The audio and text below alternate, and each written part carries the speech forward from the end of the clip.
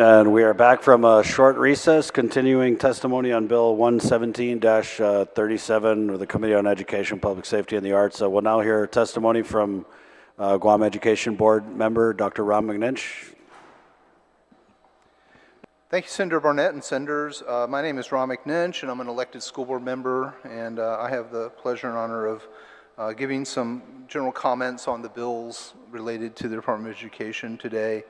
I am an elected school board member, and I'm always an elected school board member. I'm 24/7 a school board member. I'm here as a school board member, talking as a school board member. I believe that the school board, in general, when they try to communicate with the legislature, does try to communicate as a body so that you get a consistent view. In general, I usually limit my testimony to less than 4 minutes, and I hope to keep it within that number today. I believe six of our school board members work full-time jobs. In the future, it would be more efficient if legislative hearings were held after 5:30 for most of us, and then I think you'll get a lot of support and participation from our school board, just as a collegial suggestion. I had heard that there was a concern about many of us not being here, but it's because we work, and so that's why many of the school board members aren't here. Also, the process by which we get legislation that affects GDOE that you'd like board participation in, comments on, if possible, is a collegial suggestion, if it was routed directly to the chairperson of the board to then solicit board input, we'll know from a communication standpoint the things that you want us to talk on. So that's, in general, that would help us quite a bit also. There are two questions that are being discussed today.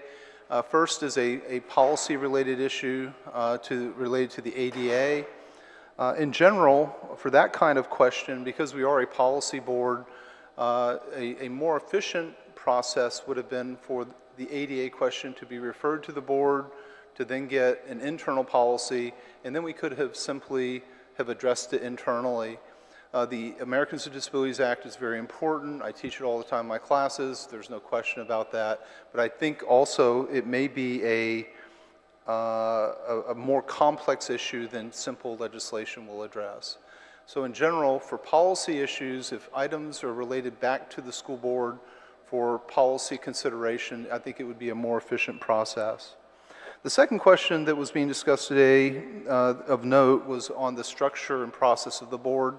I think that's a good, healthy discussion that should happen with the board, and what are the powers of the board and what the powers should be, and how the old model worked versus the new model. I think those are all really healthy and good discussions that I think should happen between the board and the legislature. And I think that in general, unfortunately, many of us weren't able to be here today to give detailed points on those. But I have to say the legislature has always been a welcome partner on many of these things. And the number one budgetary issue for the government is education. And education is not only important, it's reflected so by the fiscal policy of the government in terms of budget. In general, that concludes my general comments, and I just want to say that I hope that the legislature can work together with us as much as possible, because there's a lot of good, healthy conversations, and we all have a mutual interest in best serving our school children. Thank you very much. Thank you, Doc. If there's no further testimony, the primary author of the bill has opted not to close on the measure. Thank you for that, Senator St. Augustine. Obviously, it's a very heavy issue that the committee takes very seriously, and we'll definitely consider all sides of this very serious measure, and hopefully come out with something everybody is going to be happy with. And to paraphrase something Senator St. Augustine always likes to say, everybody going to be happy. So that being said, thank you so much for your testimony today, and that concludes testimony on Bill 117-37. We now move on to our last item on the agenda. If anyone is here to provide testimony on Bill 109-37, please come up to the table, and I'll now defer to the bill's primary sponsor, although its origin is in the Guam Youth Congress. But Senator Shelton? Buenas, thank you very much, Mr. Chair, and thank you for everyone's patience to get to this last bill on today's agenda. Thank you for hearing this bill, Bill number 109-37, an act to add a new section 4124B, 3, and 4 to Chapter 4 of Title 17, Guam Code Annotated, relative to providing parity by creating an exemption from completing the full 75 hours of service learning requirement for graduating high school students in school year 2023-2024, and instead require the completion of 35 hours of service learning, and for graduating high school students in school year 2024-2025, and instead requiring the completion of 55 hours of service learning. Mr. Chair, the Committee on Maritime Transportation, Air Transportation, Parks, Tourism, Higher Education, and the Advancement of Women, Youth, and Senior Citizens introduced Bill number 109-37 at the request of the Guam Youth Congress. Originally offered and approved as Bill 3-34 in the 34th Guam Youth Congress, Bill 109-37 recognizes there are students who are unable to physically participate in service learning activities during the school years 2020 to 2021 and 2021 to 2022, to include graduating students of school year 23 to 24 and 24 to 25.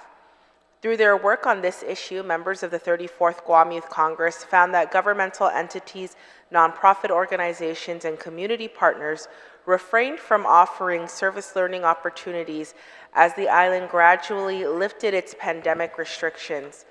If approved, Bill 109-37 provides parity by creating an exemption for all graduating high school students for school year 23 to 24 who were in the 9th grade and 10th grade in school years 2020 to 2021 and 21 to 22, respectively. Mr. Chair, instead of requiring graduating seniors to complete the mandatory 75 hours of service learning hours, those in school year 23 to 24 would be required to complete 35 hours, and those in school year 24 to 25 would be required to complete 55 hours. Bill 109-37 recognizes the legislature has taken similar action on this matter, most recently in May 2022 with the enactment of Public Law 36-96 with the good author here. And by adopting that proposal, the administration acknowledged the service learning requirements were achievable in ordinary times, but was disrupted by objectively extraordinary circumstances. Mr. Chair, in that spirit, Bill 109-37 proposes a reasonable balance between fulfilling the objective of the service learning requirement and the extraordinary circumstances our youth and families face, which have only been exacerbated by the devastating effects, of course, of Typhoon Mawar over the last several months. So I want to thank you, Mr. Chair, and I want to thank the good author of this legislation, Representative Fortuno from the University of Guam of the Guam Youth Congress, and all the Guam Youth Congress representatives who acted on this legislation and brought it before the Guam legislature. We look forward to the testimony today to strengthen this bill and move on it in this body. Situus Masi. Thank you, Senator Shelton. We'll just go in the order of the sign-in, and so we'll start with Mrs. Gutierrez. Again, ma'am, we know who you are, but just state your name for the record. Appreciate it. Somebody's texting me, said smile. Good afternoon, Senators. My name is Maria Gutierrez. I'm a member of the Guam Education Board, but I'm here today to testify as a private citizen. I am here to support this bill. This came from the youth. We're manamko, except Senator Quinata. We need to let our youth be heard. And you know, Senator Shelton, how I'm very passionate and advocate for the youth. When this is coming from them. I know when this bill came, first was introduced before it became law in 2015. I understand the Department of Education was not really in support because they were not prepared. I understand during, you had interns here, and one of the interns is with Senator Agustin's office. She was an iBox. This is the Island Board of Governing student that I took to Arizona to meet with the other student board members from across the country. I have no problem with this. I support this. Because right now, the students are really having a hard time, especially, that they cannot, some schools are very innovative. They have their students earn their service learning during lunchtime. They're tutoring other students, and they're getting that credit.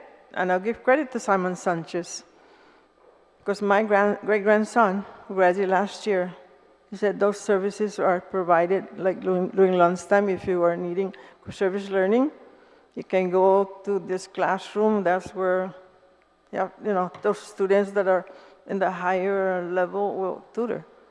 Or they tell the students, bring canned food to give to those that are less fortunate.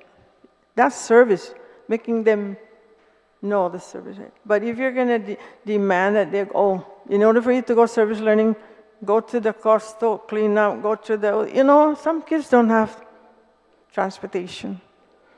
And during one of the beautification, island-wide beautification under Lieutenant Governor Justin Orio, during John Fernandez's time, he asked me, Mrs. G, do you think the students, your iBox can clean the bus stop? Oh, sure. We cleaned the Carlos Heights bus stop. So one student from Okudu came with his brother and sister and the mother, and he started helping us. I asked him, where do you go to school? He said, I'm over at Ukudu. I'm a sophomore. Oh, you need service learning? He said, yes, but my mom and dad works, so I really have a hard time trying to get my service learning. So I told him, I said, let me talk to Mrs. Flores. All of you know Bego Flores. She's a so kind-hearted lady. Bless her soul. I said, how can you help this kid? He stays right next to the bus of the apartment next on the Route 16, and there's 5 bus stops there. Can you consider if he cleans those bus stops on Saturday, according to the mom, that if he can get service learning? She said, sure. Every Saturday, the boy, he'll call me, text me, Mrs. G, I started at 8 o'clock, I'm done at 10 o'clock. He said, fill it up and give it to Mrs. Flores. We need to find a way to help our kids, because parents are working. I see here Senator Barnett said the gasoline went up $20. For me, I support. It's coming from the youth. We need to start listening to them. We need to listen to them because we're all going to be gone soon. And I watched the Youth Congress. I've been watching their session. I really enjoy your session. I really, because hearing from you guys means a lot to me. And I'm here to, please, Senator, consider this. And let's help those kids that are struggling. Because when I ask counselors, why do you have so many students that graduate during the rainbow? What are they lacking? They're lacking service learning. They're lacking service learning. And every year, the rainbow graduation number is going up. Before, it's in the 90s or whatever now. So I commend the Guam Youth Congress for taking this lead, and also the iBox from Ukudu, Ella Escano, because she did, I guess, at that time you're asking the interns, what bill do you want to introduce? And she introduced the service learning, where they can earn service learning when they're in a club. Or, that would entice more students because they don't have to travel out of the schools and they want to join, right? So thank you, and congratulations to the Youth Congress. And continue to propose bills. Continue to propose bills, because I'll tell you, when I went to the NASBIC conference and I start passing out the shopping bag of Peles, And I said, you know, in Guam, we don't use plastic bag anymore. Really? Well, the Youth Congress moved to Barnett, so now we have to use a reusable bag. And they were, you know, say, that's great. So continue. Think of a next bill. Don't be afraid. Give it to them. They'll introduce it. Never mind what the other adults are saying that you kids can do it. And if they say what, say Mrs. G told me. Thank you. Yeah. Never mind hearing it in Guam Youth Congress. Send it over straight shot. No, Ms. G. Thank you, Ms. Gutierrez. Rep. Fortuno. Thank you, Chairperson Barnett. Buenas and half a day, members of the committee. My name is Agustin Fortuno, and I am one of the representatives of the 34th Guam Youth Congress, where I serve as the chairperson of the Committee on Education and Youth Affairs. I'm also a UG student majoring in secondary education with a specialty in history, and I hope to give back to my island community by using my degree from UOG and becoming an educator to inspire the young minds for the future of our island. Now, I've always made it my mission to advocate for the youth of Guam by listening and addressing the issues and concerns that they may have concerning the topic of education. It's the reason why I asked to serve as chairperson of the Committee on Education and Youth Affairs for the 34th Youth Congress. And it's the reason why I chose to author my first bill in regard to addressing an education-related concern from my peers. Today, I would like to testify in support of Bill 109-37 CUR, which was introduced and passed in the Youth Congress as Bill 3-34 CUR. Now, this bill, which was introduced by me, Representative Agustin Fortuno, Floor Leader Christian Ramos, Representative Jordan King, Assistant Floor Leader Nathan Paz, Representative Julie Laksamana, and Speaker Lily Vinch, seeks to provide partial waivers to the service learning requirement for public high school students in the class of 2024 and the class of 2025, had been unanimously passed by the Youth Congress with 13 ayes and 0 nays. During the discussion on the session floor, youth representatives expressed their support for the bill and stressed the bill's intent in addressing the concerns of public high school juniors and seniors this school year who are currently bound by law to fulfill 75 hours of service learning despite of the public health emergency that had only ended in January of 2023 and the effects and restrictions of the COVID-19 pandemic, which had consumed much of school year 2020 to 2021 and 2021 to 2022. Now, if passed, this bill would, this partial waiver would require public high school students graduating this school year, 2023 to 2024, to only complete 35 hours of service learning, and then public high school students graduating next school year 2024-2025, to only complete 55 hours of service learning as part of their requirements for graduation. Now, the inspiration for this bill stemmed from simple conversations that I had with several high school students at a service learning opportunity in January of this year.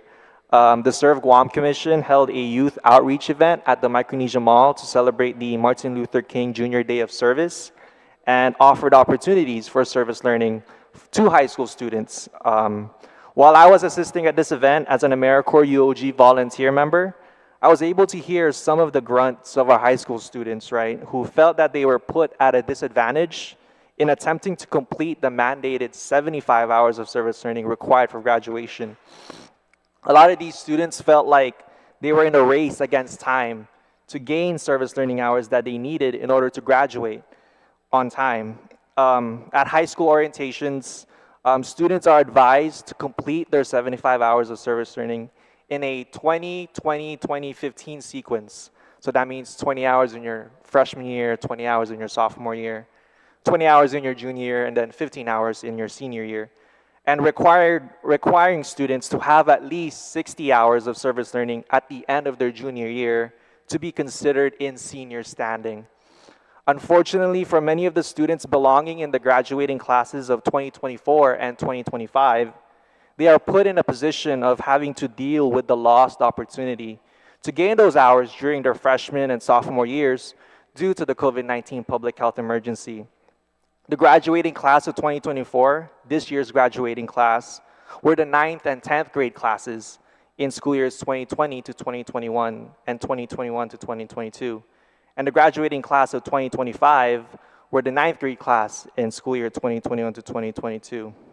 Now, as Senator Shelton mentioned, the 36th Guam legislature did pass Bill 287-36, which is now Public Law 39-36, to address a similar issue for students graduating in the class of 2021 to 2023 who were granted a full waiver, but the students of the class of 2024 and 2025 were excluded from the effects of this law, despite the fact that they too were already students attending our public high schools, although virtually, in the midst of a global health pandemic that caused governmental entities, nonprofit organizations, and community partners from offering service learning opportunities.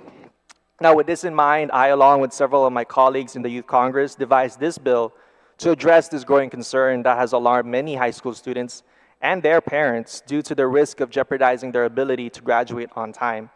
As the bill title states, the intent of the Youth Congress is to provide a sense of parity and equity to ensure that we are not mandating high school students to complete service learning hours that they were supposed to complete at a time when much of the island was in pandemic lockdowns, virtual schooling, and minimal face-to-face interactions. Now, as I've stated during the bill's introduction at the April Youth Congress session, this bill hopes to accomplish a sense of parity for our students by adjusting the goalpost so that we set them up for success and create a sense of fairness by partially waiving this requirement for public high school students graduating in 2024 and 2025, and not mandating them to fulfill the service learning hours that they were prevented from completing during the 2 school years under the COVID-19 pandemic.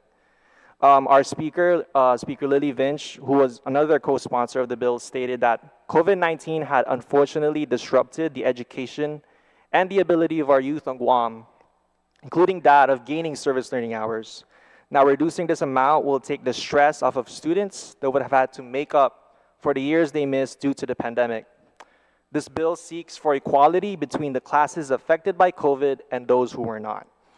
The Youth Congress believes that the return to fully face-to-face learning last school year 2022 to 2023, and the lifting of the public health emergency declaration by the governor in January of this year constitutes the proper start point for students to once again fully comply with the service learning law, beginning with the graduating class of 2026.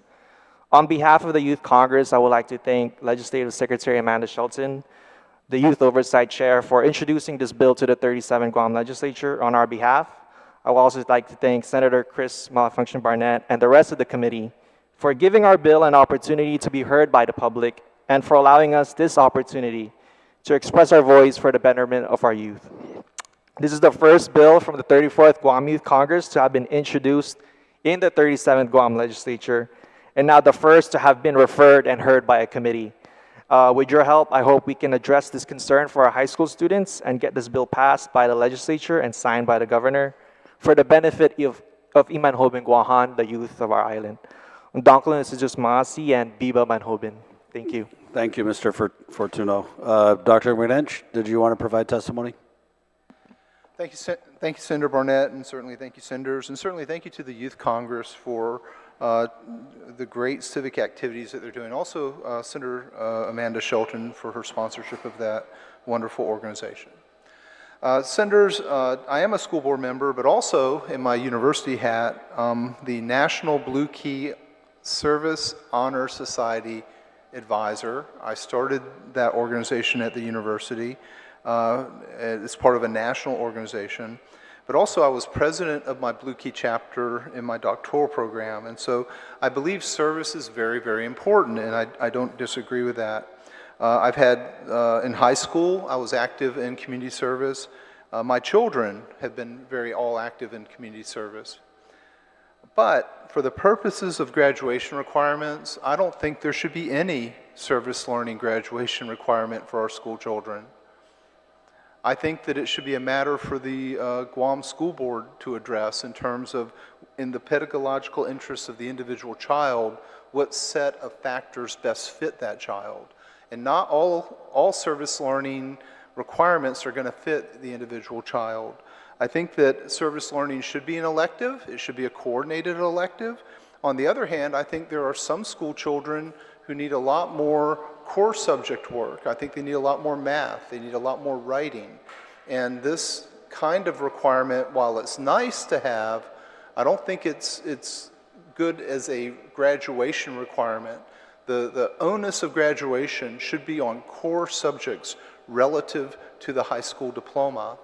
And service learning, while it's nice and there's great advantages to it, I don't think it should be a graduation requirement. I think it should be an option. And so that's, and by the way, I don't say this lightly. I say this as a person who works in these areas all the time. I see the good intentions of the service learning requirement, but I don't see the real value of the service learning requirement in terms of the overall success of the child. And I'd like to again congratulate the Youth Congress for raising the concern and expressing some of the real hoops we put young people through. And I think this is an unnecessary hoop in my opinion. Thank you very much for the opportunity to testify.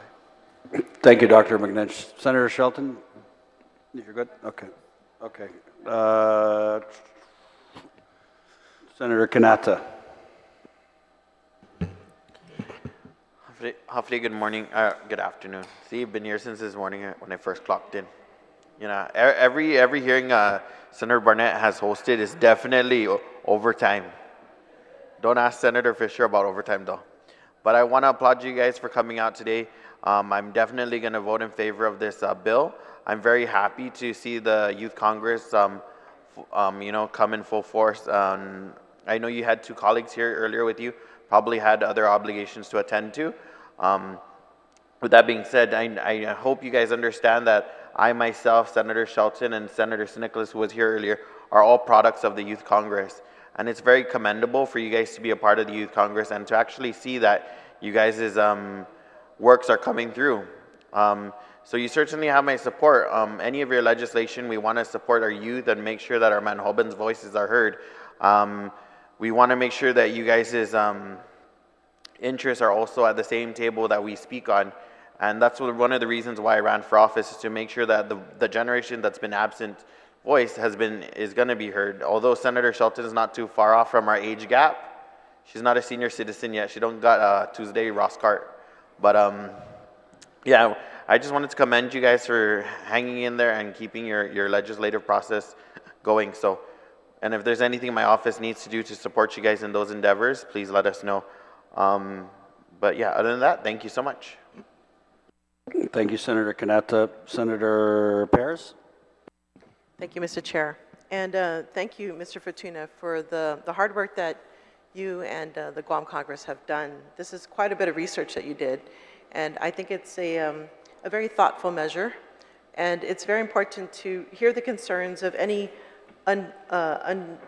burdens placed upon our youth in regards to graduation. We know graduation has been difficult through these past couple of years from the pandemic, and now with the sanitary requirements of schools. And along with this is the teachers too. The teachers have to develop these lesson plans for service learning, and just to have to adjust to all the radical changes that have been taking place. So I think this is a very thoughtful measure, and I appreciate the effort in thinking about phasing things back into service learning. And I like the comment that Board Member Gutierrez made, that there have been adjustments, right? So, basically there's been thought that service learning has to take place somewhere outside the school. And using like lunchtime perhaps as an opportunity to further the learning of students as well as the service learning requirements. Because it's been said that, if you can teach it to someone else, that means you've learned it. You've learned the lesson. And so the value of service learning, I think, is something that is important as an important tool, not only to teach the values of a community, right, giving back to our community, but also as a way to furthering the lesson plan. And that's really how service learning should be developed. And so, yes, I agree with this legislation or this proposal, and I look forward to its passage. Thank you. Senator St. Augustine? Thank you, Mr. Chair. Austin, thank you for your support and the Youth Congress doing it. And on behalf of Mary Gutierrez, thank you for your support. Now for you, Dr. Ron. Since you mentioned the board's going to get involved, then get involved, board. Get involved, introduce possible recommendation, or even draft the legislation so that you can send it to us, and then we'll take a look at it. Because when was the Youth Congress first started? What year? It's maybe what? 75, right? I was going to the University of Guam for free in 75. So if the board wants to get involved and be engaged, then get engaged, because the Youth Congress is engaged. And I don't say that, you know, against Dr. Ron, but I'm just saying that if the board wants to be involved in what goes on, then get involved. Write a recommendation, because, you know, we'll figure out a way how to support it, and then we'll get the chair and the Youth Congress representative together with you guys and says, okay, let's come up with a plan. And maybe, yeah, get rid of the service, the student service learning. Get rid of it then. So be it. I have no problem with that one. But let's make sense of what we're doing. Let's make sense of everything we're doing, because, gosh, in 75 when they first started, I was going to the University of Guam. And at that time, it was free tuition for the first 2 years. And I like to figure out a way how I can work with the chair on education and the chair on higher education, so we can put that in place, so that the students, when they graduate, they got somewhere to go, and it's up to them to decide. 2 years, go to GC or UG, wherever, but get an education and pursue your career. And thank you, Mr. Chair. Thank you, Senator San Augustine. Can I just answer, Senator San Augustine? Senator San Augustine, there is a board policy and there is an SOP under curriculum and instruction.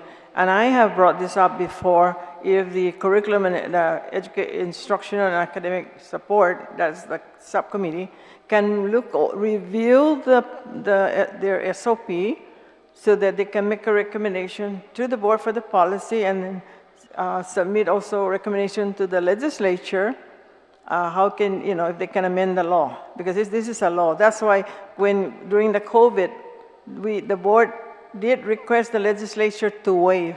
And when we did request the waive, it was to waive for all grade level. But when it came back, it was amended on the floor of the legislature. They only addressed for the senior, graduating senior. They didn't address for the rest. So there is, it's on service learning. Actually, yes, it was amended on the floor. I remember that. It's SOP, so that's it, and it's on the board policy. But I did bring this up to Mr. Sanchez, who is the deputy for curriculum and instruction, to look over the service learning procedure, because a lot of things there may have to be fixed, amended, or removed. Thank you. Dr. Manench. Thank you, Senator Barnett. And just as a point of information, over the summer we wrote a bill to reflect a congressional award commission for service learning for young people, and it's still in the formative process. It's an active conversation. So yeah, I have actively worked on legislation in these areas. I just want to let you guys know that, and it is an important area. We just want our youth better recognized for their good works in service learning if they're doing service learning. And so that was part of the conversation. I just want to let everyone know. Thank you. Thank you. Thank you, Doc. I was kind of pinching myself because I actually found myself agreeing with Dr. Muña a little bit, because I think that we've gotten we've kind of gotten away from the intent of the service learning hours, and it's become, just from having nieces and nephews in high school, it's just become something that, oh, let me go do something for 5 hours because I got to make this requirement, and maybe we're losing sight of, again, the intent, which is to teach these students the value of serving and service to the community, and it's, again, become almost just a box to check off, right? And also, what the concern I hear from parents and students as the chair of education is, it's also become quite burdensome relative to having to drive kids all over the island, whether it's a 5K or a beach cleanup. So I commend you for this this measure, and I wonder if maybe it's time to look at the whole issue of service learning hours, and to maybe make it more strategic, more surgical. And so I commend the Youth Congress again for starting this conversation, also furthering the conversation on another measure, you know, I know it's probably not germane, but the vape excise tax. So I think you guys are doing good work down there. On just some other previous comments from Dr. Muña, I know that the board chair, Chairwoman Okada is very good about keeping track of which bills are kind of in you guys' wheelhouse. So, but I can, as the committee chair, make a better effort of kind of cluing you in on what we're doing here. And always willing to work together. Dr. Muña, I know that you have taken some shots at the committee and the legislature and the media. I mean, it is what it is, right? But if you want to work together, you know where to find us, and I guess vice versa, right? But I'm just not sure if working together constitutes us taking shots at each other in the media. Like, if meaningful work together, I'm so down. You got a lot of experience that you bring to the table. Go ahead. Thank you, Senator Barnett. Also, the chair did circulate the bill, and we were actively discussing it. I just want to let you know, I just didn't know the hearing was so soon and that it was in the midday, or else I would have given you notice. But certainly, I know all the senators, and I always have a lot of respect for the legislature. My main issue wasn't with the legislature, it was with outsiders coming into the legislature. That's who I had an exception with, which I expressed. I mean, I've read a bunch of your comments relative to Public Law 37-4 and many other issues, which, I mean, that's well within your right to do. That but is I'm a just saying policy if issue I do right. disagree with, but certainly there's another point I think the public should know is we have talked many times over the years on all of these issues, and I do hold you in high regard, and I do know that your intentions are always well-intentioned. I want to let everyone know that. We may not agree on all of the elements, but that's just how politics works. But I certainly do respect all of you. Thank you. Thank you, Doc. Mrs. G, thank you again for your tireless service. I think that, you know, some people have issues with your approach, but I think our approaches are actually more similar than different. And I would implore the board members, I mean, you don't necessarily have to wait for this bill to see what happens to it. You can go out to the schools and you can be invested in the process without, you know, stepping on everybody's toes. So I commend you. I know that you do step on a lot of toes. I think you're stepping on the right toes, though. So just keep up the good work, Mrs. G. Sudos Masi. Of course, yeah.